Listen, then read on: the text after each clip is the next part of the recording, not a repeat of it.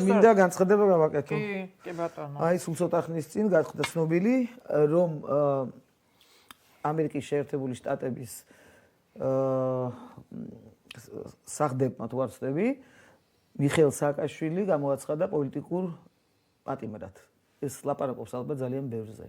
თუ ჩვენ ვისწრაფით ევროპისკენ, ამერიკისკენ, დასავლეთისკენ, დასავლური ღირებულებებისკენ, ის სახელმწიფოები, წამყვანი სახელმწიფოები, რომლებიც აღიარებენ მიხეილ სააკაშვილს პოლიტპატიმრად და ის ნამდვილად არის პოლიტპატიმარი, ჩვენ ეს უნდა მივიღოთ მოცემულობა, ჩვენ მე მაგალითად ბევრმა იცოდეთ ვიცოდით, მაგრამ ის მაინტერესებს ისინი რას იტყვიან, ვინც მიხეილ სააკაშვილს ამკობს ყოლად უზნეოდ ვიტყოდი 1000 გვარი ეპითეტებით და რომელიც არ აღიარებს მას როგორც სახელმწიფო არა მხოლოდ როგორც პოლიტპატიმრად, არამედ როგორც ერთ-ერთ გამოჩენილ სახელმწიფო მოღვაწედ საქართველოს უახლესი ისტორიის მანძილზე. დაუბრუნდეთ მიშას.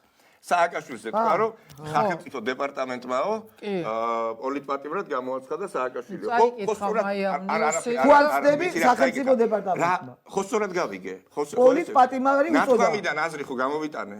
მე მგონი კი. კაი, ეხლა მოდი ზუსტად ვთქვათ.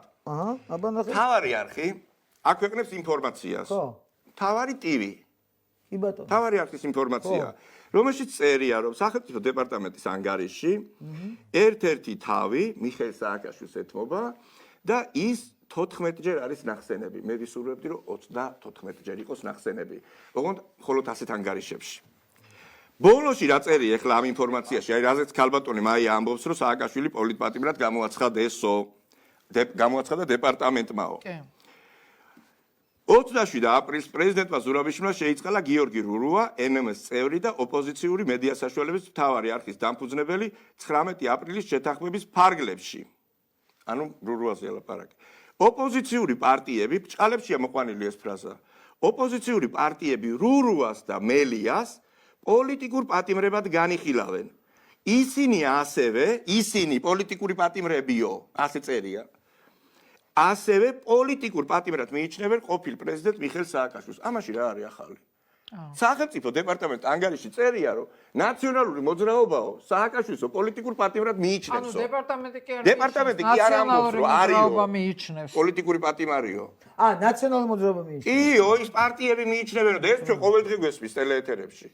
მაია, ეხლა სტუდიაში კითხულობდა ამ ნიუსს და როგორც ჩანს მონაკვეთი და თვითონ არ იზიარებენ, მაგრამ მაინც ახსენებენ. ანგარიში უნდა ჩაწერო, რომ საქართველოს დამცველმა ეს გვაცნობა, ამ პარტიამ ის გვაცნობა, არასამთავრობო ორგანიზაციამ ეს გვაცნობა. როგორც კეთდება საერთოდ ანგარიშები, ხომ პირველად თუ არ გაკეთდა, ყოველწლიურია ეს ანგარიშები.